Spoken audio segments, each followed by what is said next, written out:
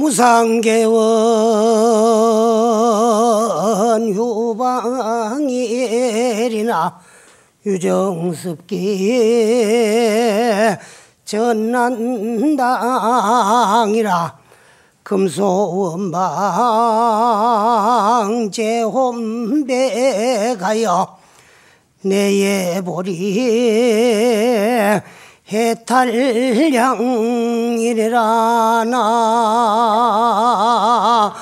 나무타볼.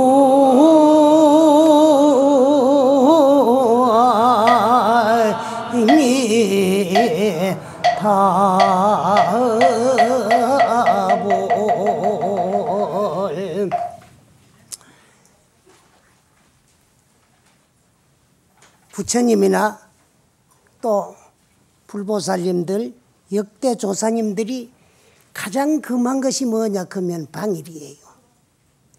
그런데 이제 우리는 항상 방일하니라고 여기까지 온 거예요. 근데 시어라는 이제 방일은 쉬지 아니하고 하라는 공부는 자꾸 쉬고 있어요. 그걸 경계해 놓은 말씀이야. 그러니까 무상개언 휴방일이나 위없이 경계하신 말씀은 방일을 쉬라고 하였으나 유정습기 전난당이라. 유정들의 유정은 뭐냐? 중생계를 일러서 유정이라 그래요. 이 세상에 존재하는 형상이 있고 모양이 있는 건 전부가 모두 물질이에요. 근데 이 물질의 그 원소를 따져보면 수천 수만 가지가 되지만은 불교에서는 요약해가지고 딱 두 가지로 요약을 해놨습니다. 뭐와? 유정과 무정. 그러면 어떤 것이 유정이고 어떤 것이 무정이냐 하면 중생계를 일러서 유정이라고 하고 비중생계를 일러서 무정이다 그래요. 그런데 왜 중생계를 일러서 유정이라고 하느냐 하면은 중생들의 육체 몸뚱아리 이거는 전부 정으로 이루어졌어요. 어떤 정? 부정과 모정. 아버지 어머니의 사랑하는 마음, 애정을 육체적으로 교수받아가 애욕의 부사물로 수태대가 태어나온 것이 우리 육체 몸뚱아리예요. 근데 우리에게도 또 정이 있거든. 어떤 정이 있나? 인간에게는 인정도 있고 애정도 있고 감정도 있어요. 그래서 또 인간만이 그런 것이 아니라 모든 중생계가 다 그래요. 이 육체는 다 정으로 만들어져 가지고 또 정감을 가지고 있기 때문에 유정이라고 하고, 이 앞에 놓아주는 이런 건 아무런 두드리도 감정, 감각이 없어요. 그럼 무정이야.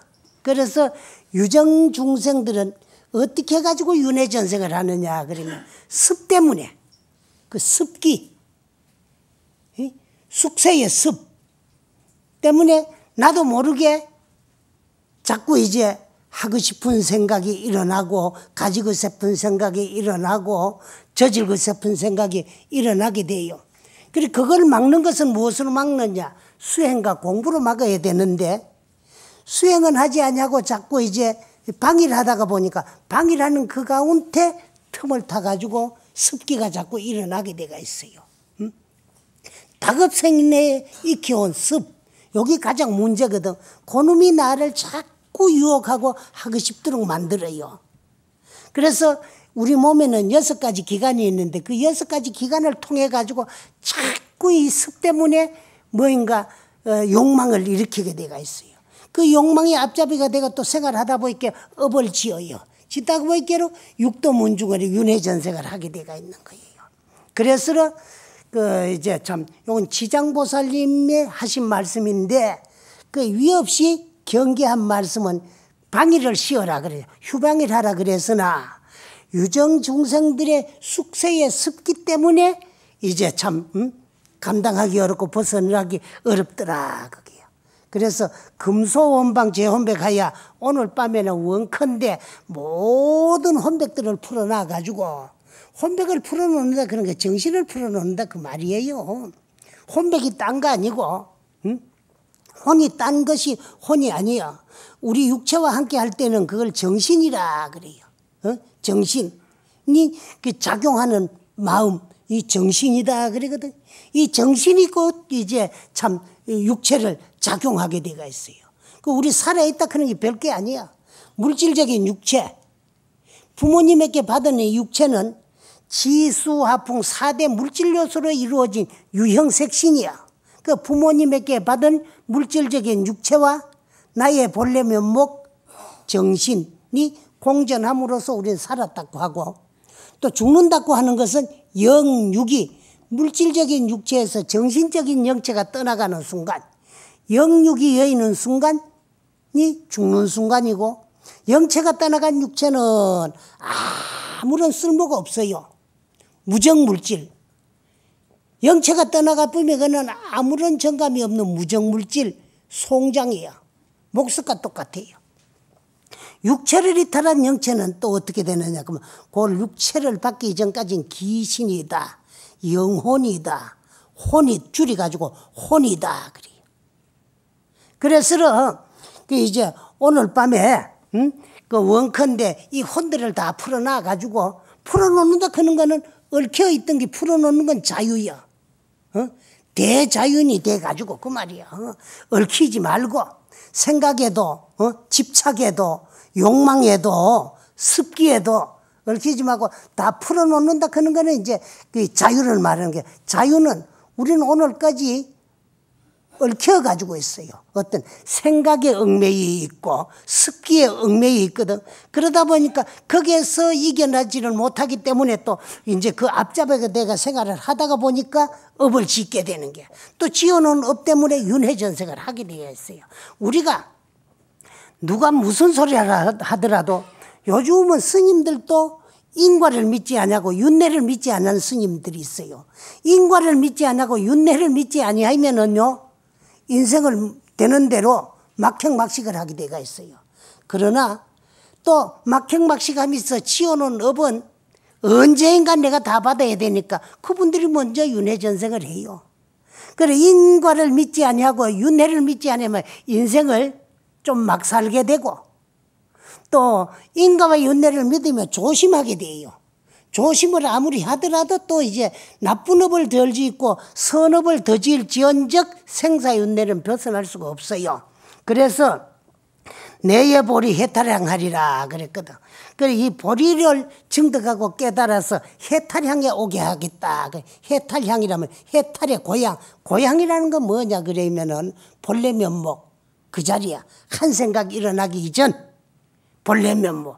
그것이 우리의 본 고향인데 우리는 그걸 망각하고 자꾸 사람이 고향을 등지고 객지로 나가가지고 떠도는 것과 같이 우리는 언제부터 시작 없는 예적부터 육도 문중을 떠돌다가 여기까지 왔어요.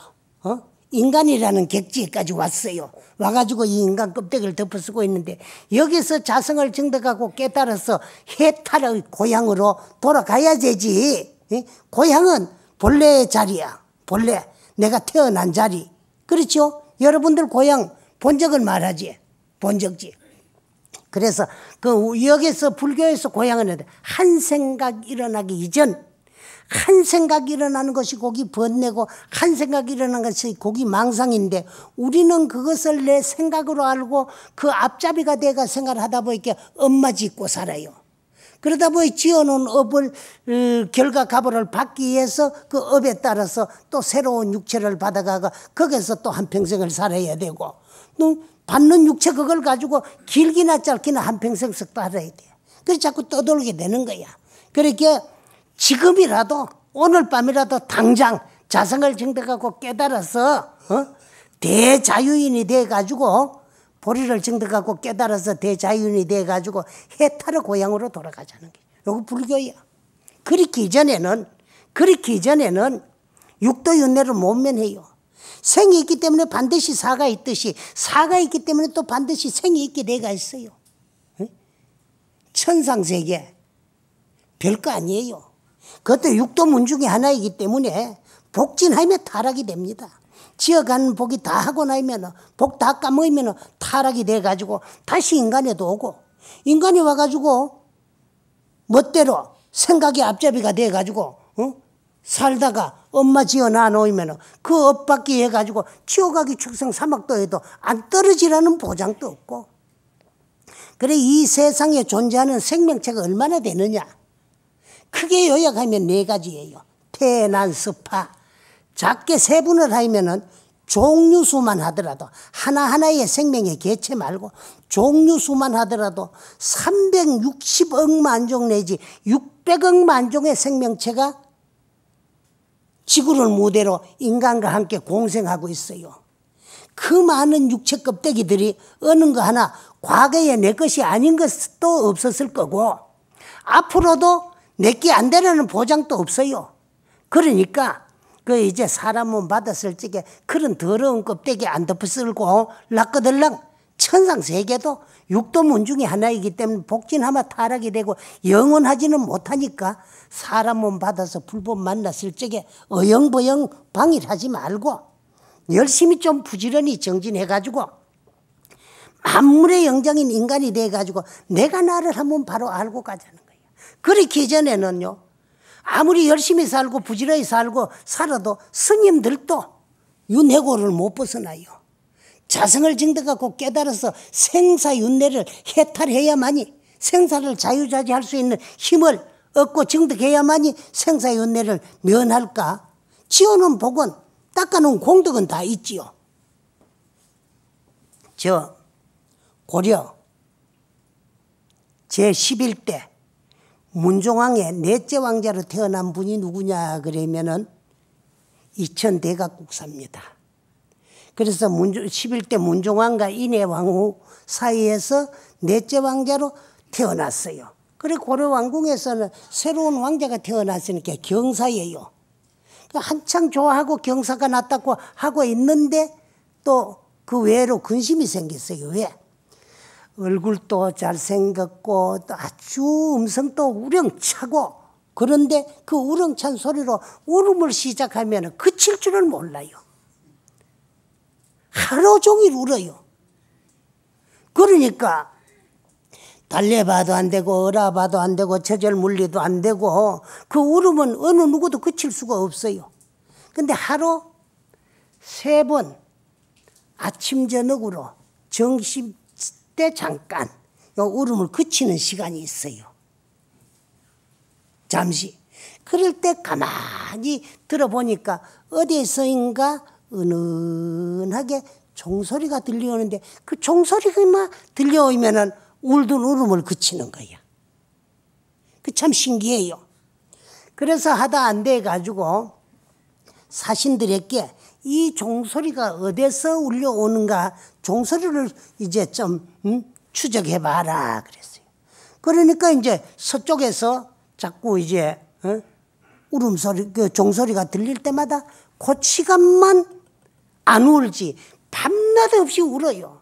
그러니까 울음을 고치려 그러면은 요 울음을 그치는 종소리를 추적을 해가지고 그게 무슨 원인이 있을까 아니냐 싶어서 이제 사신을 그 종소리를 추적을 하러 그러는데 그 종소리가 뭐 이제 계속 나야 빨리 찾을 거 아니야. 근데 하루 아침 저녁으로는 좀 길게 점심 때 약간 그래.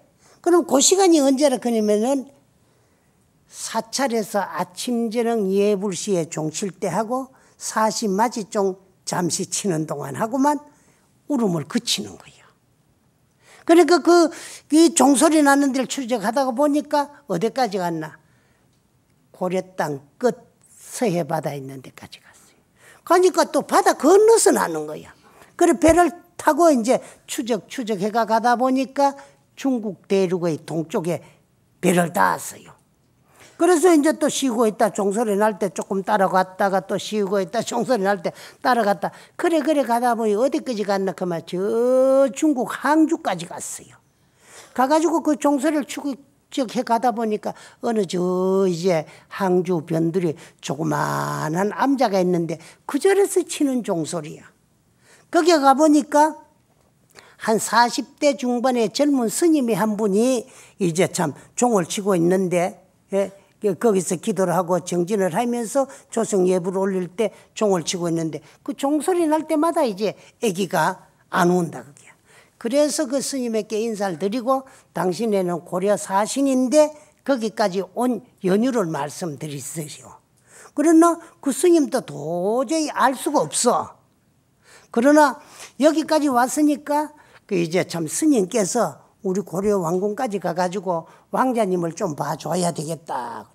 그 스님도 아무 연유를 모르지만은 이제 할 수 없이 고려 궁에서 사신들이 이 종소리를 듣고 찾아왔는데 이 종소리가 날 때마다 아기가 안 온다 그러니까 뭐 참 한번 따라나 가봐야 되겠다 싶어가지고 그래 이제 사신들을 따라서 국경을 넘어서 이제 우리나라 고려에까지 왔어요. 와가지고 이제 궁으로 안내가 돼 들어가는데 이제 뭐 참 왕자의 병을 고쳐야 되니까 그래서 이제 그 별채에다가 스님을 머물게 하고 이제 왕비에게 왕자를 좀 안고 나오라 그랬어. 그래서 이제 그 왕비가 왕자를 안고 이제 스님 있는 방에 떡 들어가니까 울음을 떡끝이요. 떡끝이는데 스님 얼굴을 쳐다보는 순간에 아기가 방실방실 웃는 거야. 울으면서 그 이제 스님 말 끌어 엉금엉금 기가 가지고 스님 무릎하게 떡 앉아 가지고 해요. 그럴 때 가만히 사신이 그 중국의 스님이 쳐다보니까 집힌 데가 있어요. 작년쯤 돌아가신 은사 스님의 모습과 흡사해요. 근데 이 아기가 우는 거 외에는 별 다른 징조는 없습니까? 그러니까 그 우는 거 외에도 왕자는 태어나가 궁중에 경사고 기쁘지만은 아기가 울음이 외에도 태어날 때부터 왼손을 꽉 쥐고 있는데 이건 아무리 장정들이 필라 그래도 이 손을 필 수가 없다 거기야. 그 소리를 듣고 넌 당신이 생각이 있어가지고 벌떡 일어나세요. 스님, 소승이 스님의 그 깊은 뜻도 모르고 머리를 깎고 스님에 대해서 불교의 깊은 진리를 몰랐기 때문에 무모한 짓을 했으니까 스님 용서하시고 손을 피십시오. 그거 절을 하고는 손을 피니까 그렇게 장정이 달려들어도 안 피지던 손이 이 스님이 갔다가 또 피시오 하고 비껴로 딱 손이 피지는데 그 손바닥에 당신 친필이 있는 거예요. 그 스님이 뭐라고 써놨나? 불무영이다. 부처는 영업 없다. 는 글이 있어요.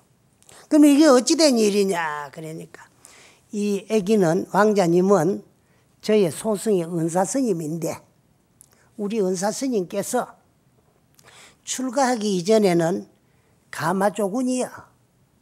그런데 그래도 가난한 집에 태어나가지고 부모에게 유산 물러받은 게 없고 먹고 살라고 직업을 택하다 보니까 나무 가마미 주는 가마꽃 조군으로 이제 참 생활을 하면서 품값을 받을 때마다 당신네 집에 우물이 있는데 먹고 남는 건 그 우물에 동전으로 바꿔가지고 다 이어놨는데 얼마나 많이 저금 우물에다가 저금을 했나 그러면 그 우물에 돈이 한 거 됐어요.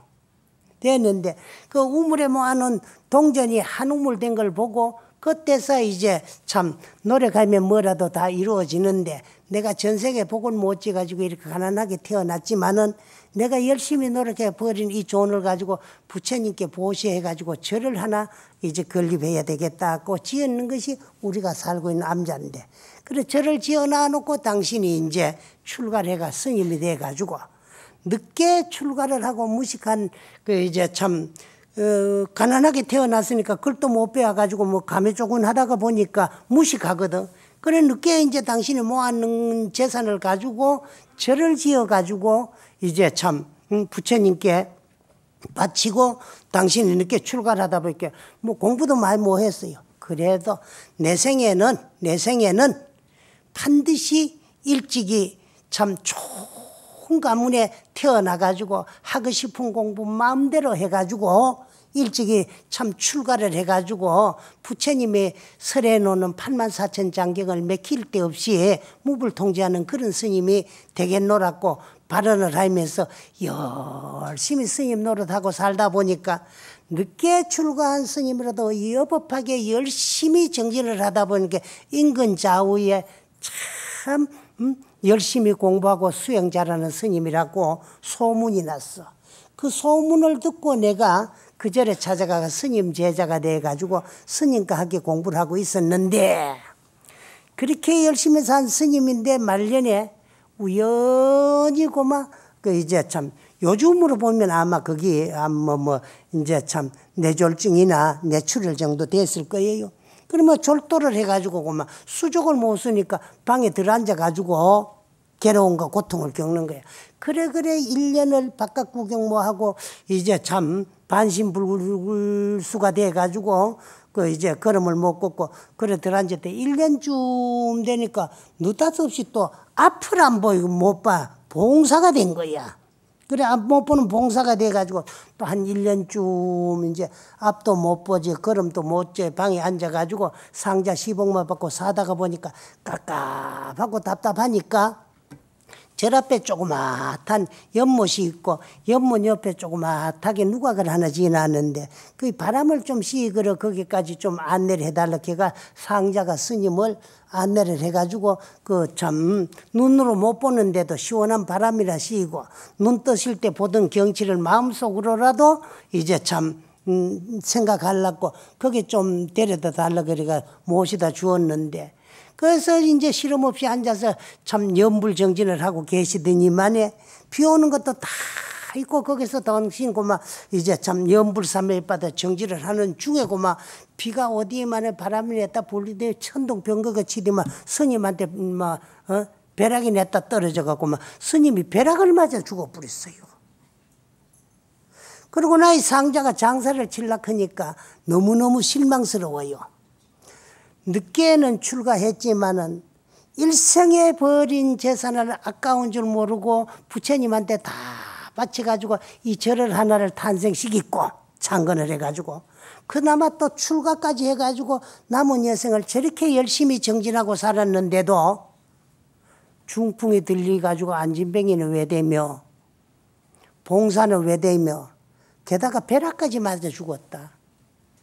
그런 부처님이면은 부처님이 영험없다 싶어가지고 너무너무 억울해가지고 그래 장사를 지낼 적에 스님 손에다가 그 참 불무영이라고 내가 글을 써가지고 딱 거머쥐기가 그래서 이제 다비를 모시고 장사를 쳤었는데 그 이제 왕자님은 우리 은사 스님의 후신인데 내가 불법을 몰라가지고 인가의 이치를 알지는 못했기 때문에 그저 부처님이 영험없다고 원망하는 마음에 이래 글을 썼으니까 스님 용서하십시오. 그러니까 그 손에서 나는 불무영이라는 그 석자 가운데 중간에 있는 없을 무자가 있을 유자로 딱 변하면서 사라지더라는 거예요. 거기에서 그 상자의 마음을 개호시킨 다음에 그 이제 참 울음도 그치지고 울음도 그치지고 그 이제 손도 피지고 그렇게 건강하게 잘 자랐어요. 그래서 일찍이 출가를 해가지고 저 중국으로 유학을 가가지고 많은 공부를 하셔가지고 그래 돌아오실 때는 저 중국 천태산에 가가지고 이미 벌써 입적하고 안 계시는 그 지자대사의 묘탑에 가가지고 나도 고구려로 돌아가가 당신과 같이 실상모범연화경을 소재로 하는 이제 참 천태종을 창종해가지고 대성할 수 있거든요. 증표를 주십시오 하고 예배를 올리니까 그 묘탑이 3바퀴가 도더라는 거예요. 거기서 힘을 얻어가지고 많은 경전을 가지고 고구려로 돌아와가지고 고려불교 천태종을 창종한 한국의 천태종의 시조가 이천대각국사입니다. 이 말씀은 왜 하나 그러면 스님들도 열심히 공부를 하고 수행했지만은 자성을 증득하고 깨달지를 못했기 때문에 다시 이제 지은 복력과 당신이 세운 원에 따라 가지고 이제 참 훌륭한 가문에 태어나는 것이 아니고 왕가에 태어나 가지고 임금님의 왕자로 태어났고 왕자로 태어났기 때문에 많은 글 공부도 할 수 있었고 또 중국까지 유학을 가가지고 많은 공부를 해가지고 이제 경전을 가지고 기국을 해가지고 고려불교를 천태종을 창종한 그런 훌륭한 역사에 남는 스님이 되었다는 거예요. 그러면은 그렇게 열심히 살았는데 왜 중풍이 들리가 안진뱅이가 또 눈이 멀고 벼락을 맞게 되느냐 그러면 우리가 열심히 기도를 하면은 하는 만큼 어려운 일이 닥친 사람들은 그건 왜 그러냐 그러면은요. 열심히 기도를 하고 열심히 정진을 하기 때문에 길게 받을 업이 짧게 받으면서 업장이 소멸되는 과정에서 나타나는 현상이고 많이 받을 거를 적게 조금 받고 업장이 소멸되는 과정에 나타나는 거예요. 근데 이 천내각국사도 만약에 일찍이 그 당신이 열심히 노력해가 벌인 재산을 부처님에게 바치고 가지고 저를 창건하고 출가래가 스님대가 열심히 정진 안 했다면 앞으로 3생 동안에 받아야 될 업을 불과 2년 만에 다 받고 마지막으로는 이제 참 당신이 지은 업에 따라서 그렇게 입적을 하신 후에 한평생 열심히 산 공덕으로 왕가의 왕자로 태어나가지고 출가를 해가지고 스님이 돼가지고 훌륭한 스님이 되었다는 것을 말씀드려요. 그러나 스님들도 그 인과를 믿지 아니하고 또 윤회를 믿지 아니하다 보이면은요, 시물이 들어온 줄 몰라. 그 이제 시물이 얼마나 무섭나 그러면은요, 사실은 공부 안 하고 그 시물을 받아 먹으면은요, 독사보다도 더 무서운 게 그 시물이라 그래. 그래 고조사님들 말씀에 출가 사문이 시물을 먹고 시은을 갚지 못하면 시오마지보를 받는다 그랬어요. 시주밥 먹고 살면서 시주 은혜 못 갚으면 역시 시주집 소가 돼가지고 그 빚을 갚아야 된다 거기요. 근데 어떻게 해야 시은을 갚느냐 그러면 여러분들은 뭐 불공이나 오래 해가지고 목닥이나 오래 두드려 주고 뭐 추고문이나 일러가지고 뭐 복받았고 아무 것이 보채 하면 그 시주 은혜 갚는 것 같지만은 스님들은 그 시물을 받아 잡수고 생활하면서 자기 공부 자기 수행 잘하면 시은 갚는 거고 아무리 불공을 잘하고 추근을 잘해줘도 스님으로서 자기 할 일을 못 하면은 시물을 못 갚는 거야. 그래서 우리 이제 교단은 사부중으로 이루어져가 있거든. 그 사부중이라 할 때는 출가 이부중과 재가 이부중이 있어요.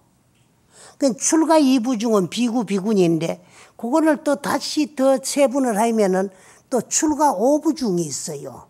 그런데 비구 비군이 삼이 삼이니 그 다음에 식차 만하니 이제 세분을 하면은 출가 오부중이 있는데 출가 오부중을 더 요약하면 출가 이부중은 비구 비군이고 재가 이부중은 우바세 우바니 신남 신녀라는 말이야.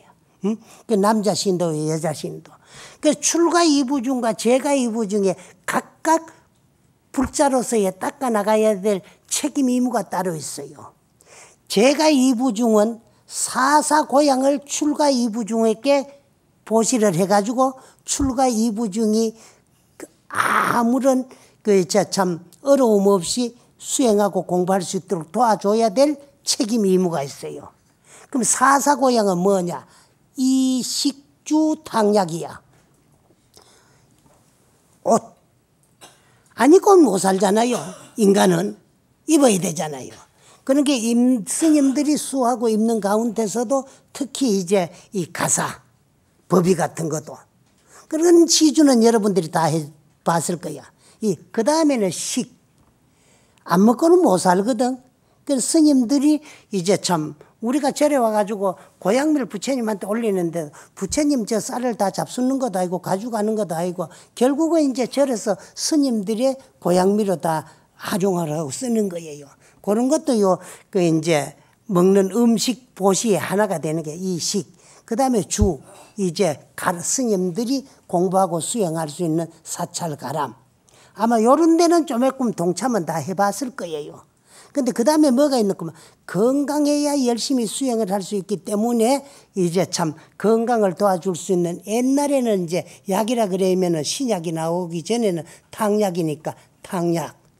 아마 여러분들은 우리가 이제 해외 성지순례를 가보면은 특히 이제 우리 보사님들 아침 저녁으로 보이면은요 고향 한 뒤에 약을 잡수는데 거진 한 주먹씩 잡사요.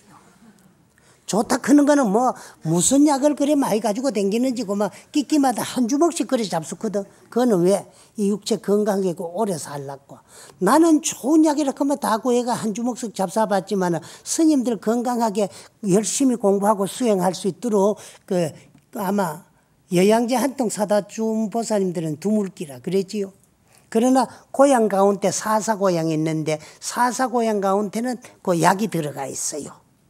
그리고 또 출가 이부중은 제가 이부중에 사사고행을 공급받아가지고 이제 열심히 수행하고 정진할 그런 책임 의무가 있어요. 열심히 수행하고 정진해가 자성을 증득하고 깨달아서 상구보리한 다음에 하하중생을 해야 되거든. 그래서 열심히 수행하고 공부 잘하면 시은 갚는 거고, 그럼 불공을 아무리 많이 해주고 뭐 오래 목탁을 두드려주고 말이라 뭐 아무것이 보채를 뭐 10분 20분 불러주더라도 자기 공부 잘못하면 시험 못 갚는 거야. 그러면 시 오마지보를 받는다 그랬거든. 소아마력이 돼가지고 시주집에 가가지고 꿍꿍 이래주면 빚가려야 된다는 거야. 한 100여 년 전 대정 10년에 이제 입적하신 저 합천 해인사에 덕혜라는 스님이 계셨어요. 스님이 계셨는데 이 덕혜라는 스님은 아주 이제 젊어서는 열심히 선방으로 댕기고 정진하던 수자 스님이었고 만년에는 해인사에서 대정 10년에 입적하신 스님인데 그 스님이 성객으로 다닐 적에 저 경상북도 성주 의에 가면 옥림사라는 절이 있었는데 그 옥림사절을 중수하는데 한 사람이 돈을 다 내가지고 중수하는 걸 당신이 직접 본 것을 근세의 대강백이었던 이제 서병재 강백에게 이야기를 해주는 것을 그분이 한 1970년도에 불교 영엄서라는 책을 썼는데 거기에 기록되어 있는 이야기라요. 경상북도 성주에 가면 선석사라는 절이 있는데 그 이제 성석사 근교에 작촌이라는 마을이 있고 그 작촌이라는 동리에 모장군이라는 그 동네에서 밥술이나 두고 먹고 살고 볏집에 나는 부자가 한 사람이 있었다 거기요. 근데 그 부자가 어느 땐가 이제 참 꿈을 꿨어요. 꿈을 꿨는데 꿈에 스님 세 분이 나타나가지고 니는 전생에 옥림사의 하주승이었는데 시주돈 300냥을 사사로이 고마 갈취를 해가지고 그 값으로서로 구렁이가 돼가지고 한평생을 살다가 업자 300냥에 한평생 구렁이 노릇한 거야. 시주돈 300냥. 스님들도 들어야 돼. 그런데 그 시주돈 300냥의 구렁이가 돼가지고 한평생을 살다가 네가 전생에 하주승으로 있던 옥림사에서 생활하다가 그 대웅전 용마루 중간쯤에서 기와 속에서 죽었는데 그 뼈가 아직까지 다 썩지 않고 거기에 하얗게 썩어 있으니까 그 더럽고 흉측한 구렁이 뼈가 부처님 모시노는 성전 대웅전 용마루 속에 썩어 있으니까 네 전생 뼈니까 가가지고 수습을 해가지고 화장을 해가 거기서 갖다 내삐리라 꿈을 꿨어요. 사람이 꿈을 꾸고 나니까요 기분이 엄청 찝찝으리해요. 왜? 내가 전생에 구렁이였다니 싶으니까요. 잊어불러 그래도 그저 뭐 주사 야몽인데 낮에 생각하니 밤에 꿈으로도 나타날 수가 있고 꿈은 허망한 것이다. 꿈은 또 여러분들이 뭐가 꿈이냐 그러면 사실은요. 불보사님들이 뭐인가 우리에게 전달을 해야 되는데 그 이제 참 어떻게 전달할 방법이 없으니까 몽중에 나타나 가지고 그 메시지를 전달하는 거 그런 거는 이제 현몽이라 그래요. 그렇게 이전에는요. 이제 그 우리가 잠을 잘 때는요. 칠식이 푹 쉬어가지고 숙면이 돼야 돼요. 칠식이 뭐냐 그러면 안, 이, 비, 설, 신, 눈, 귀, 코, 혀, 몸뚱아리가 푹 쉬어야 되는데 육체는 잠이 들어가 자는데 육체를 움직이고 작용하던 의식이 육체와 함께 쉬지를 아니하고 작용하는 것이 그게 꿈이에요. 그리고 꿈은 이제 현몽 이외에는 내가 아는 꿈, 아는 사람 보이지 모르는 사람 잘 안 보이지거든. 모르는 사람들이 뭐 스님들이나 이래 나타나가지고 무슨 하는 거는 불보사님들이 내게 뭐가 전달할 이야기가 있으니까 그렇게 현몽을 하는 거고, 그 외에는 내 제8 아레아식에 잠재대가 있던 것이 의식을 작용하는데 이제 나타나는 것이 그 꿈이에요. 생각 움직이는 그 꿈이에요. 육체는 자는데 생각은 움직이는 게 그 꿈이다. 그렇게 생각하면 돼요. 그래 꿈에 꿈을 꿔보면 꿈에 있었던 일이 생시에 분명하기도 한데 밤새도록 꿈을 꿨는데 아침에 자고 나면 무슨 꿈을 꿨는지 아무리 생각을 해도 생각 안 나는 꿈이 있어요. 그 생각나는 꿈과 생각 안 나는 꿈은 어떤 차이냐 그러면은 외오간 육체는 잠을 잘 적에 의식이 깨어가지고 작용하는데 칠식이 늦기불이 쓰면은 팔식에 잠재가 되는데 그러면 아침에 자고 나면은 팔식에 잠재된 의식을 기억을 더듬으면 기억이 되살아나게 돼가 있는데 의식은 작용하는데 칠식이 느끼지 아니하면은 팔식에 잠재가 안 되기 때문에 밤새도록 꿈을 꿔도 아침에 자고 나면 몰라요. 그날 아침에 생각 안 나는 꿈은 죽을 때까지 생각해도 생각이 안 납니다. 안 나고 그날 아침에 생각나는 꿈은 다시 기억을 해놓으면은 그 뭐 일생 동안에도 안 잊어버릴 수가 있어요. 주로 여인들이 꾸는 태몽 같은 거는 애기 가질 때 꿨는 꿈인데도 그 애기들이 다 장성해가지고도 안 잊어버리고 아들들한테 네 태몽은 내가 어떻게 끄고 나왔다는 걸 이야기해 줄 수 있잖아요. 이거 꿈이야.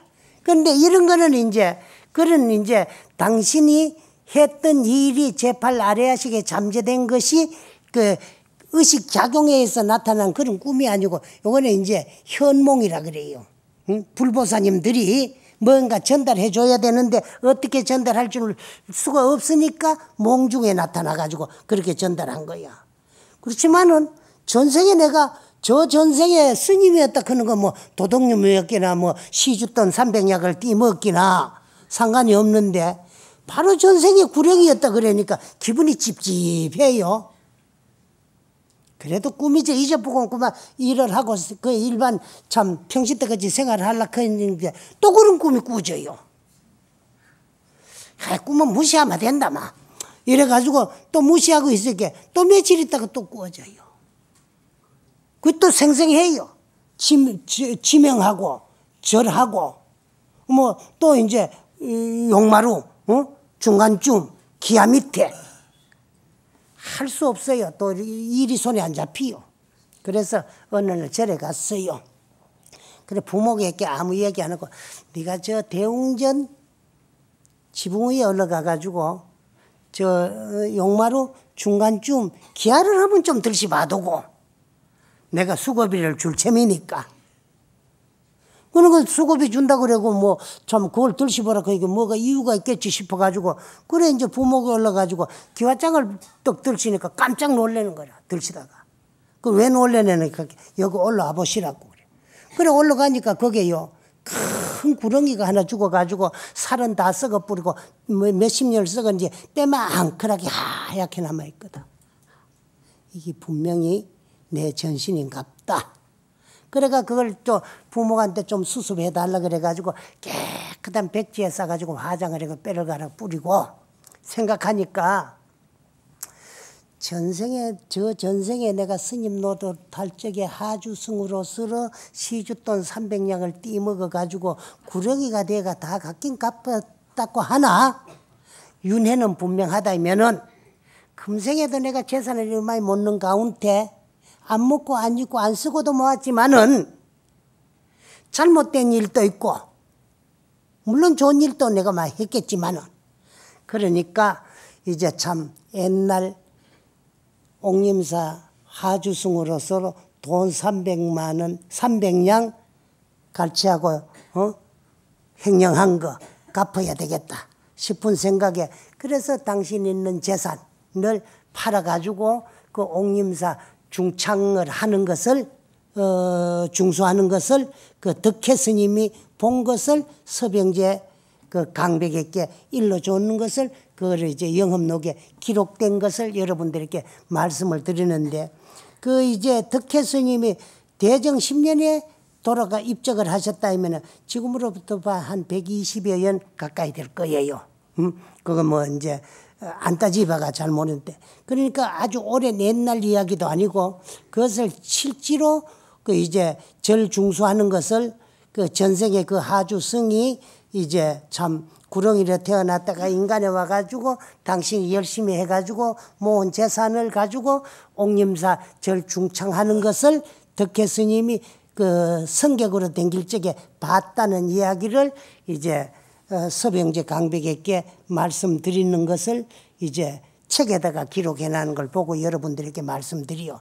이와 같이 출가한 스님들도 열심히 부지런히 수행하고 정진해가지고 자성을 증득하고 깨달아서 면생사, 생사를 면하고 생사를 자유자재할 수 있는 대자유, 대해탈인이 되기 이전에는 할 수 없이 윤회고를 못 면한다. 면한 데는 지음, 복은 복대로 다 받고 또 이제 참 닦은 공은 공대로 다 받는다는 거예요. 그래서 똑같은 스님이지만은 한 스님은 열심히 노력을 해가지고 그걸 부처님한테 그 참 시주례가 절을 지어가지고 출가해가 스님이 돼가 열심히 살았기 때문에 그 이제 참 삼생의 업장이 말년에 조금 받고 소멸돼가지고 왕자로 태어나가지고 출가를 해가지고 훌륭한 스님이 돼가지고 한 종단을 창종했기 때문에 대한민국 불교 역사가 있는 한 2000대가 국사에 대한 역사는 그대로 남아있을 거예요. 이런 훌륭한 스님이 됐고 똑같은 스님인데도 시주돈 들어온 줄 모르고 고마 이제 참 300냥을 행령했다가 그 300냥 제값으로서 한평생을 구렁이로 살았다. 이라면 시주돈이 얼마나 무서운가 참 겁날 일이지. 그런데도 정신 안 차리는 사람 할 수 없고 그래서 우리는 이와 같이 키얹는 업은 다 받아야 됩니다. 받아야 되지만은 우리가 또 금생에 지었는 것은 내가 알고 있는 것은 풀자가 되기 이전에 나도 모르게 또 살다 보면 죄 안 짓고 살 수 없는 게 인간 세상이에요. 착하고 착한 사람도 죄 안 지어본 사람이 이 세상에는 한 사람도 없어요. 또 악하고 못된 사람도 좋은 일 안 해본 사람이 한 사람도 없어요. 그래서 이제 내가 불법을 만나기 전에나 또 불법 만났을 적에도 할 수 없이 어쩔 수 없이 지은 업 같은 거는 실로 간절하게 내 자신에게 부끄러운 마음을 일으키는 것을 참계심이라 그럽니다. 그 다음에 이제 부처님의 불보살님 성상 앞에서라도 열심히 뉘우치고 참회를 하는 걸 마음속으로 뉘우치고 마음속으로도요 1일 1나이에 만사만생이라고 미흡한 놈이 있으면 하루 찌르게 10,000분 죽였다가 10,000분 용서해요. 10,000분 죽으는 게 만사고 10,000분 용서하는 게 만생이거든. 그렇게 지은 업을 마음속으로 실로 뉘우치는 걸 요걸 이참이라고 하고 일어난 생각을 행동에 옮기가 실질적으로 나쁜 일을 했던 것을 불보살 성상 앞에 108참회나 1000배참회나 10,000배참회로서 이렇게 실제로 참회하는 걸 사참이라고 그래요. 그 2참, 4참으로 실로 뉘우치는 그 가운데 100급의 적집죄라도 1년에 돈탕진 한다. 그래 100급, 1000급, 만급을 이루면서 무지해가지고 나도 모르게 지었던 업 실로 뉘우치는 뜨거운 그 이제 참 지혜의 용광로에는 몰록 다 소멸되고 없어진다. 그 없어지는 모습은 어떻게 없어지느냐. 여하분고초하며 멸진무유유하는 것과 같더라. 바짝 마른 풀을 쌓아놓고 불을 찔러 뿌리니까 형체조차도 없어지는 것과 같이 소멸될 수가 있다. 그래서 지나간 잘못을 뉘우치고 앞으로는 그 참 인생을 올바르게 참답게 살랐고 이제 원을 세우면서 열심히 부지런히 정진하는 그런 불자가 되어 주시기를 부탁드리면서 오늘 이야기를 마치겠습니다. 예.